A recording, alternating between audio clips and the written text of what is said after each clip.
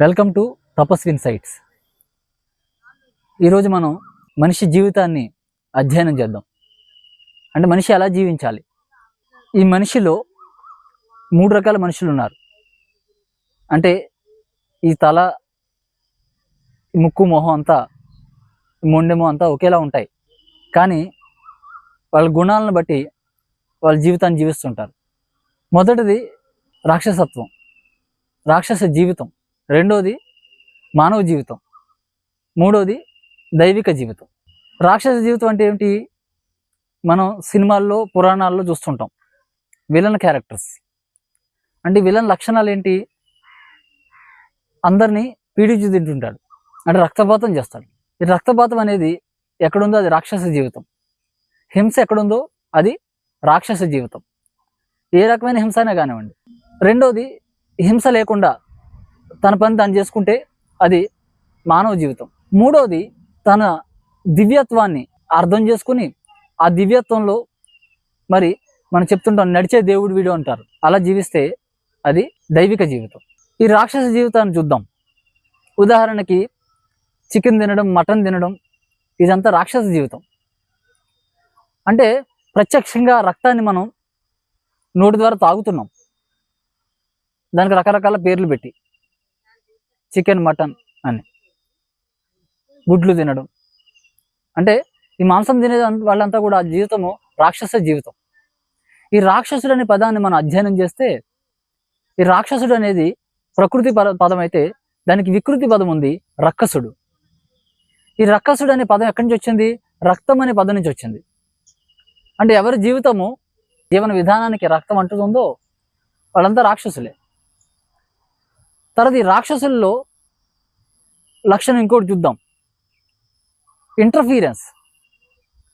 కేవలం మాంసం తినడము, రక్తపు కూడి తినడము, భౌతికంగా హింసించడము ఒకటే రాక్షస జీవనం కాకుండా ఇంటర్ఫీరెన్స్, అందరినీ జీవితాల్లో వేలు పెట్టడం, మోతాదుకు మించి ఎవరైతే ఇతరుల జీవితాల్లో వారి పరిధుల్లోకి తలదూస్తుంటారో వాళ్ళంతా కూడా రాక్షస జీవితం. అదంతా ఆ మోతాదుకు మించి ఎప్పుడు ఇతరుల జీవితాల్లోకి మనం తలదూర్చకూడదు. ఉదాహరణకి పిల్లల జీవితంలో కూడా, మన తల్లిదండ్రులు పిల్లల జీవితంలో కూడా మోతాదుకు మించి తలదూర్చకూడదు. భర్త జీవితంలో, భార్య జీవితంలో మోతాదుకు మించి తలదూర్చకూడదు. అంటే ఒక ఆత్మని ఒక విధమైన ప్రెజర్ కలిగించడం అనేది, ఒత్తిడి తీసుకురావడం అనేది అది రాక్షస జీవితంలోకి వస్తుంది. ఇతరుల స్వేచ్ఛకి ఏమాత్రం భంగం కలిగించినా అది రాక్షస జీవితం అవుతుంది. కాబట్టి ఈ non violence and non interference, non killing 3 సూత్రాలు ఉన్నాయి. నాన్ వైలెన్స్, ఎట్టి పరిస్థితుల్లోనూ హింస లేకుండా జీవించడం. రెండోది ఎట్టి పరిస్థితుల్లోనూ ఎటువంటి ప్రాణం తీయకుండా ఉండడం, ప్రత్యక్షంగా పరోక్షంగా ఎలాంటి హింస లేకుండా ఉండడం. ఇప్పుడు ఒక కోడిని మనం తింటున్నాము, మనం చంపట్లేదు దాన్ని, కానీ మనం తినడం వల్ల అది వస్తుంది, దాన్ని చంపుతున్నారు. ఇది కిల్లింగ్ ఉంది ఇక్కడ, కానీ పరోక్షంగా ఉంది. అలాగే మనం ప్రత్యక్షంగా కిల్లింగ్ చేయకూడదు, పరోక్షంగా చేయకూడదు, నాన్ వైలెన్స్. తర్వాత నాన్ ఇంటర్ఫీరెన్స్. ఏ జీవితంలో కూడా ఆ జీవితానికి మనం రెస్పెక్ట్ ఇచ్చి, వాళ్ళు ఎలాంటి అనుభవాలు పొందడానికి వచ్చారో వాళ్ళకి పూర్ణ స్వేచ్ఛనిచ్చి, ఆ అనుభవాలకి మనము ఆ యొక్క ఆత్మ, ఒక మనిషిని ఆత్మగా దర్శిస్తేనే అది జరుగుతుంది. కాబట్టి ఈ రాక్షస జీవితం నుంచి మనం మొదట్లో ఉన్న కొంతకాలం మెల్లిమెల్లిగా మనల్ని మనం పరిణితి చెందించుకుని బయటకు వచ్చేయాలి. ఈ రాక్షస జీవితం అనేది మనం డిలీట్ చేసుకోవాలి. అందరి లోపల ఎంతో కొంత రాక్షస గుణాలు ఉంటాయి, వాటిని గమనించి వాటిని మనము ఫినిషింగ్ చేసుకోవాలి. రెండో స్టెప్కి మనల్ని మనం ఎగబాకి పంపించుకోవాలి, ఎదిగించుకోవాలి. రెండో స్టెప్ ఏంటి? మానవ జీవితం.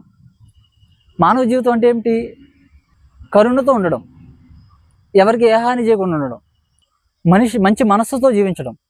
ఎప్పుడు మనం ఎదుటివారిని రంజింపజేయాలి కుదిరితే, అంతే తప్ప ఆత్మని రంజింపజేయాలి, కానీ ఆత్మహింస ఉండకూడదు. అది మానవ జీవితం. అలాగే తన దగ్గర ఏముంటే అది, సమయం ఉంటే సమయము, ధనం ఉంటే ధనము, జ్ఞానం ఉంటే జ్ఞానము, ఏముంటే అది తన తోటి మనుషులకి ఎప్పుడు పంచుతూ ఉండాలి.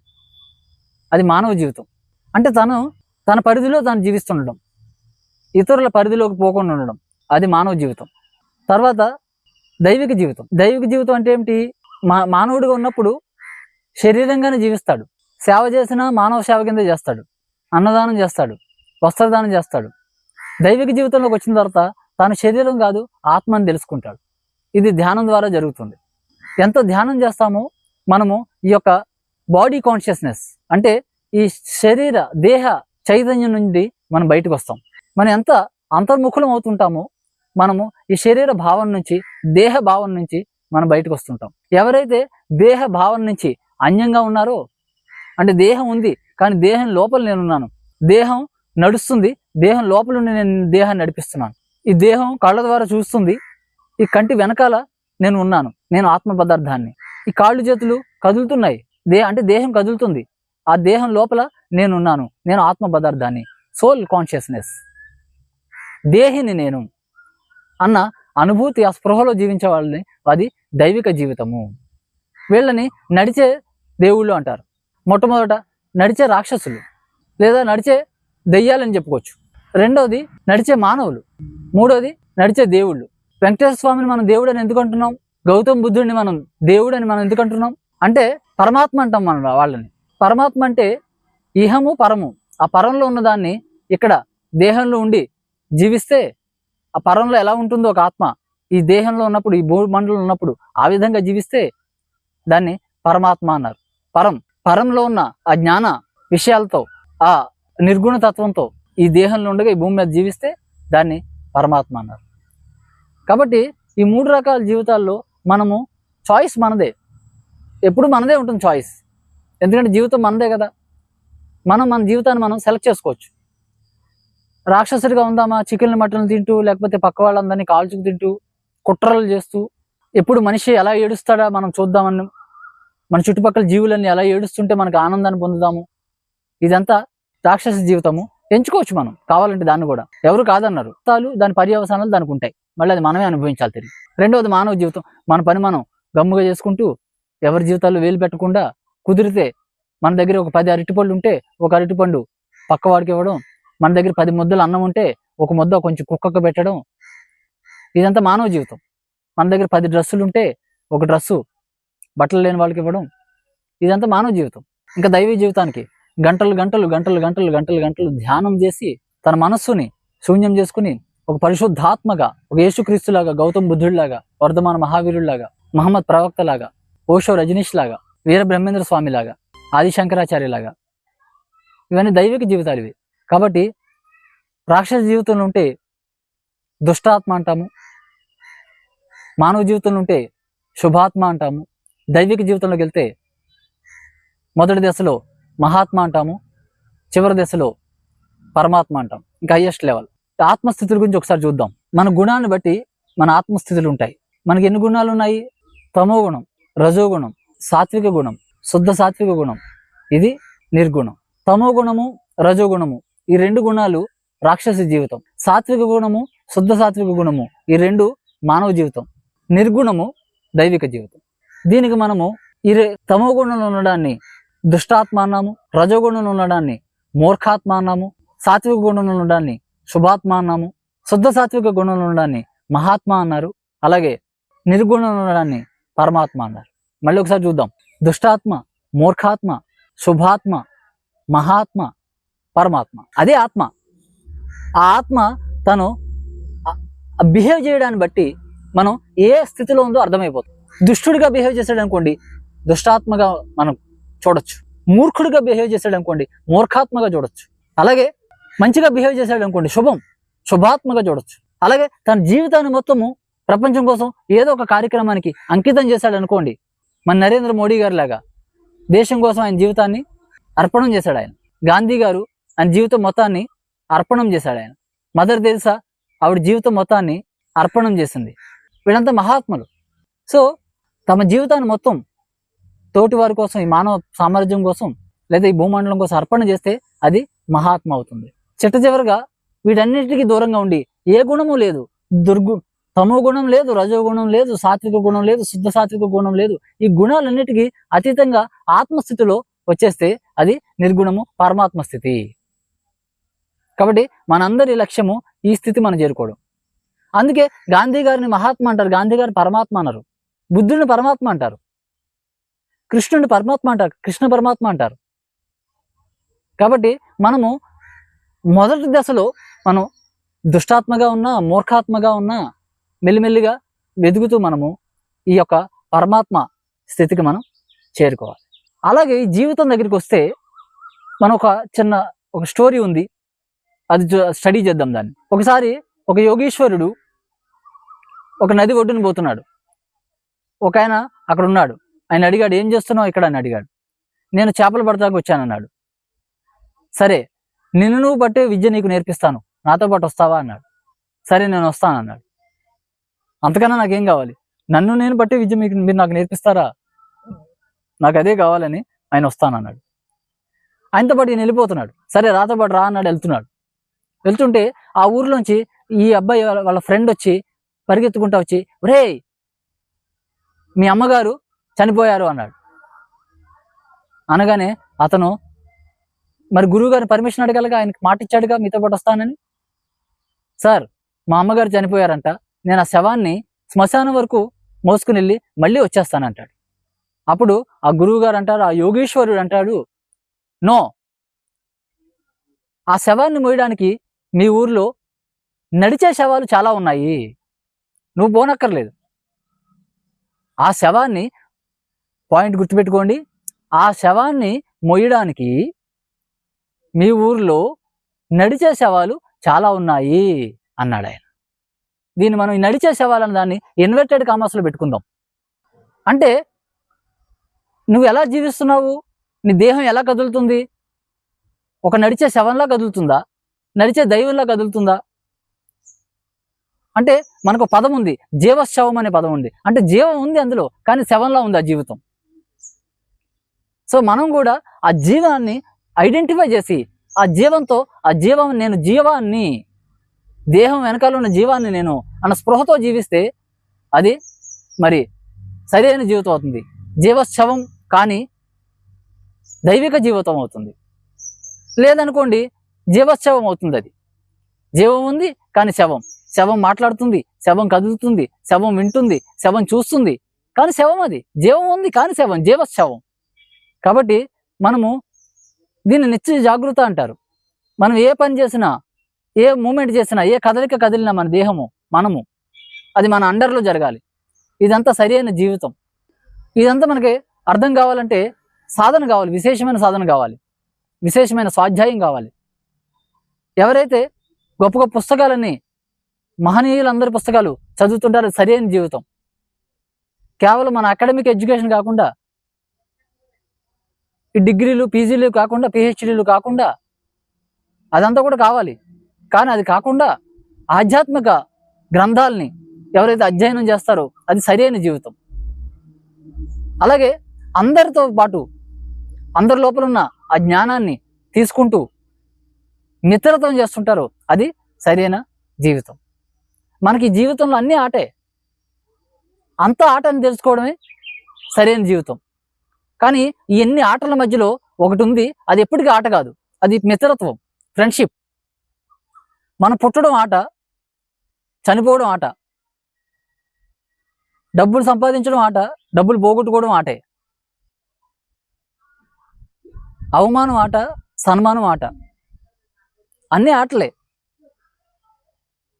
కీర్తి సంపాదించుకోవడం ఆట, కీర్తి పోగొట్టుకోవడం ఆటే, పదవి సంపాదించుకోవడం ఆట, పదవి పోగొట్టుకోవడం ఆటే. ఇన్ని ఆటల మధ్యలో ఒక ఆట కానిది ఉంది, అదే ఫ్రెండ్షిప్, మిత్రత్వం. ఎందుకంటే ఆ ఆత్మ నీకు జన్మ జన్మలు నీతో పాటు ప్రయాణిస్తూ ఉంటుంది.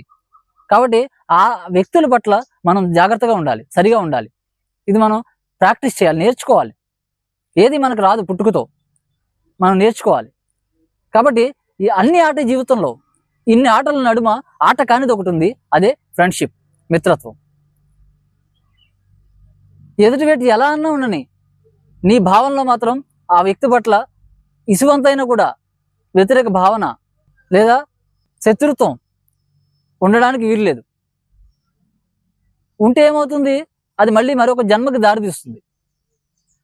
ఇదంతా కూడా అర్థం చేసుకుని జీవించడము సరి అయిన జీవితము. ఇలా జీవితానికి సంబంధించి ఎన్నో విషయాలు ఉన్నాయి. ఇంకొక విషయం చూద్దాం. ఒక ఆయన ప్రపంచానంతా జయించుకుంటూ వస్తున్నాడు, అన్ని రాజ్యాలను జయించుకున్నాడు, చివరికి మన భారతదేశానికి వచ్చాడు. ఆయనకి ఏ ఊరు పోయినా కూడా అక్కడ విశేషాలని, అక్కడ స్పెషాలిటీస్ మనం చూడడం అలవాటు కదా మనందరికీ కూడా. ఆయనకు కూడా ఉంది అలవాటు. ఉదాహరణకి తాపేశ్వరం పోయామనుకోండి, తాపేశ్వరం కాజా తింటాం. ఆత్రేయపురం వెళ్ళామనుకోండి, ఆత్రేయపురం పూతరేక తింటాం. మాడుగులు వెళ్ళామనుకోండి, మాడుగుల హల్వా తింటాం. ఢిల్లీ వెళ్ళామనుకోండి, తాజ్మహల్ చూసి వస్తాం. హైదరాబాద్ వెళ్ళామనుకోండి, చార్మినార్ చూసి వస్తాం, నక్లెస్ రోడ్డుకి పోయి వస్తాం. రాజమండ్రి వెళ్ళామనుకోండి, పుష్కరాల రేవుకి వెళ్తాం. బాసర వెళ్ళామనుకోండి, సరస్వతీదేవి టెంపుల్కి వెళ్తాం. అలాగే ఆయన కూడా ఆ చక్రవర్తికి ఆ దేశాలన్నిటినీ జయించుకొస్తున్నాడు. ఆయన భారతదేశం వచ్చాడు. ఇక్కడ ఏముంది స్పెషల్ అని అడిగాడు ఆ ఊర్లో. వాళ్ళ మంత్రి గారు చెప్పారు, సార్ ఇక్కడ ప్రదేశాలు ఈ ఊర్లో ఏమి స్పెషల్ లేదు, కానీ ఒక మనిషి ఉన్నాడు, వాడు మాత్రం స్పెషల్ అన్నాడు. ఏమిటి ఆయన స్పెషల్ అని అడిగాడు. ఆయన ఎప్పుడూ ఆనందంగా ఉంటాడు సార్ అని చెప్పాడు. అవునా, ఎప్పుడు ఆనందంగా ఉంటాడా? సరే వాడిని తీసుకురండి అన్నాడు. ఆ మంత్రి గారు నవ్వాడు. నవ్వి, అయ్యా రాజుగారు, చక్రవర్తి గారు, ఎప్పుడూ ఆనందంగా ఉండేవాడు మన దగ్గరికి ఎందుకు వస్తాడండి? ఏదో లోటు ఉన్నవాడు మన దగ్గరికి వస్తాడు. ఎప్పుడు ఆనందంగా ఉండేవాడు మన దగ్గరికి ఎందుకు వస్తాడు? మనమే ఆయన దగ్గరికి పోవాలన్నాడు. అవునా, సరే పోదాంలే అయితే అని బయలుదేరి వెళ్ళాడు. వెళ్తే ఆయన ఒక ఆశ్రమం ఉంది, అక్కడ కూర్చుని కలుపు తీసుకుంటున్నాడు, వ్యవసాయం చేస్తున్నాడు. వెళ్ళి అడిగాడు ఆయన దగ్గరికి వెళ్ళి, ఏమయ్యా నువ్వేనా ఎప్పుడూ ఆనందంగా ఉంటావు అంటే? ఆయన మొహం చూస్తే తెలుస్తుంది ఇంకా ఆనందంగా ఉన్నాడు, ఎప్పుడు ఆనందంగా ఉన్నాడు. లోపల ఆత్మ పరవళ్ళు దొక్కుతుంది, లోపల ఆ మొహం వెలుగుతూ ఉంది. ఏమిటి నీ ఆనంద రహస్యం అని అడిగాడు. ఆయన ఒక 4 క్షణాలు నిశ్శబ్దంలో ఉండి, అయ్యా నా రహస్యము, నా ఆనంద రహస్యము ఏమిటి అంటే, నేను ఎప్పుడు ఆకలేస్తుందో అప్పుడే తింటాను, ఎప్పుడు నిద్ర వస్తుందో అప్పుడే పడుకుంటాను. ఒకసారి ఆ చక్రవర్తికి ఆలోచన కలిగింది. ఏమిటి ఈయన ఇలా చెప్తున్నాడు? ఎప్పుడు ఆకలేస్తే అప్పుడు తినాలా? అదే ఆనందమా? ఎప్పుడు నిద్ర వస్తే అప్పుడు పడుకుంటా, అదే ఆనందానికి రహస్యమా అనుకున్నాడు ఆయన. ఒకసారి నా అంతర్మదనం చేసుకుంటే, నిజమే కదా, నేను ఆకలేస్తే తినట్లేదే, నేను ఎప్పుడు పడితే అప్పుడు తింటున్నాను, టైం పెట్టుకుని తింటున్నాను, నేను నిద్ర వస్తే పడుకోవట్లేదే, నిద్ర రాకుండా కూడా నేను పడుకోవడానికి పోతున్నాను అని ఆయన అర్థం చేసుకుని ఆ రహస్యాన్ని ఆయన తెలుసుకున్నాడు. మనం కూడా మన సరి అయిన జీవనానికి ఆకలిస్తే తినాలి, నిద్ర వస్తే పడుకోవాలి. అది సరి అయిన జీవితం, జీవన విధానం. ఇది మనం చేయట్లేదు. 1 గంట అయింది భోజనం చేయాలి, రాత్రి 9 అయింది భోజనం చేయాలి, అది కాదు. జఠరాగిని ఆహారాన్ని అడిగితే ఇవ్వాలి, ఇదంతా జఠరాగిని. ఈ సిస్టమ్, ఈ జీర్ణ వ్యవస్థ, ఈ యొక్క దేహ వ్యవస్థ తనకి ఆహారాన్ని కోరుకుంటే ఇవ్వాలి, ఆహారాన్ని కోరకుండా ఇవ్వకూడదు. అలాగే ఈ దేహము విశ్రాంతి అంటే నిద్ర వచ్చినప్పుడే దేహాన్ని నిద్ర ఇవ్వాలి. నిద్ర రాకుండా మనం మంచం మీద దొరలకూడదు, నిద్ర కోసం దొరలకూడదు. కావాలంటే శరీరాన్ని విశ్రాంతి కోసం పడుకోవచ్చు, కానీ నిద్ర రాకుండా నిద్ర కోసం మనం ప్రయత్నించకూడదు. ఇది సరైన జీవన విధానం. ఇలాంటివి ఎన్నో విషయాలు ఉన్నాయి, మనకు కొత్త కొత్త పాయింట్లు వస్తూనే ఉంటాయి. ఇంకొక మాట గుర్తుపెట్టుకుందాం, జీవితం ఎలా ఉండాలంటే హాయి అనే మాటను గుర్తుపెట్టుకుందాం. ఎప్పుడు హాయిగా ఉండడం మనము సాధన చేయాలి. బాహ్యమైన పరిస్థితులు ఎలాగైనా ఉండొచ్చు, కానీ మనం అంతరంగంలో ఎప్పుడు హాయిగా ఉండాలి. ఈ హాయి అనే మాటను మర్చిపోకండి. ఎప్పుడు మన తల్లిదండ్రులు ఎలాగైనా ఉండొచ్చు, మనం హాయిగా ఉండాలి. వాళ్ళ అవగాహన ఎట్లయినా ఉండొచ్చు, మన లైఫ్ పార్ట్నర్ ఎలాగైనా ఉండొచ్చు, వాళ్ళ అవగాహన ఎలాగైనా ఉండొచ్చు, మనం హాయిగా ఉండాలి. ఆర్థిక పరిస్థితులు ఎలాగైనా ఉండొచ్చు, కానీ మనం మాత్రం హాయిగా ఉండాలి. లోపల హాయిగా జీవించడమే సరి అయిన జీవనం. Thank you so much.